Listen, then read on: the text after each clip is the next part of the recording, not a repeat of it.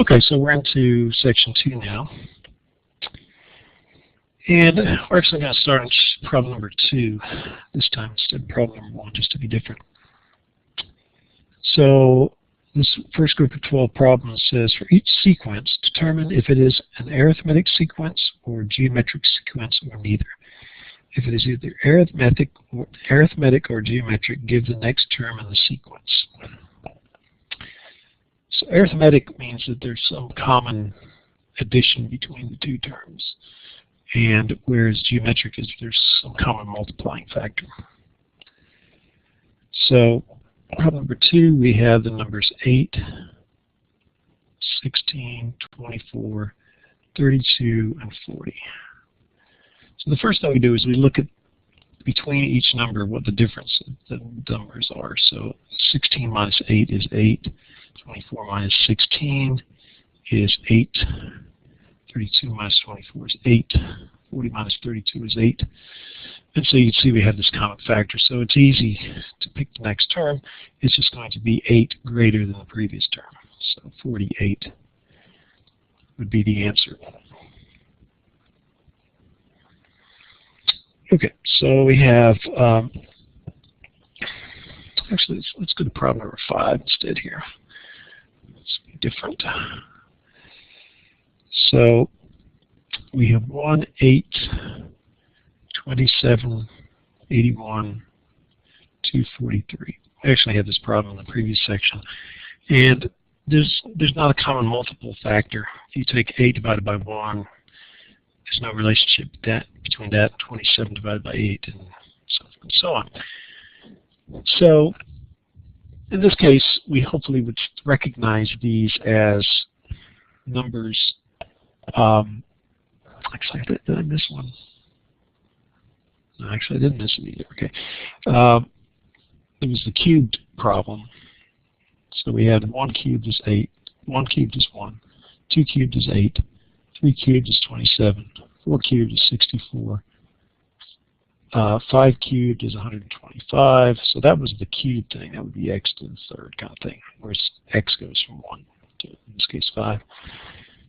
If you take the ratio of these terms, so the first ratio would be 8 divided by 1, and 27 divided by 8, and 81 divided by 27, and 243 divided by 81, we can see there's no common.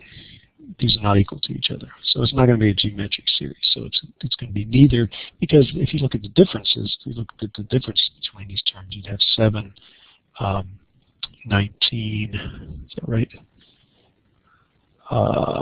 Actually, yeah, 19. And this would be 54, and this would be some other number, but there's not a common difference.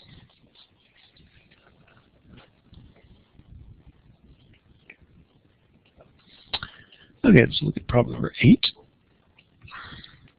So we have 4,096, 1024, 256, 64, 16.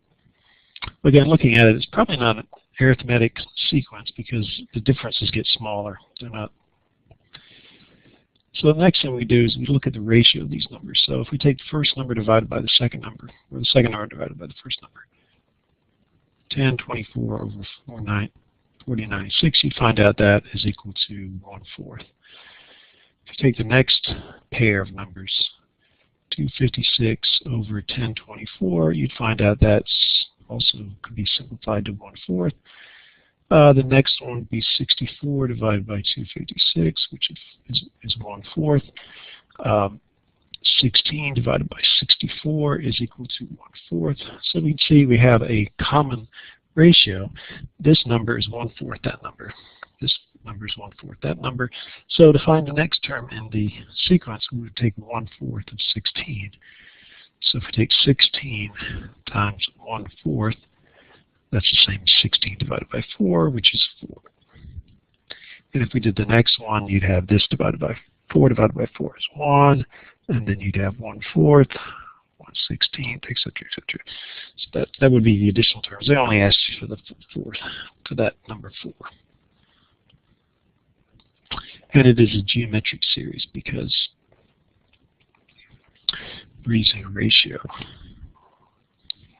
Okay, number 11, we have 12, 14, 16, 18, 20.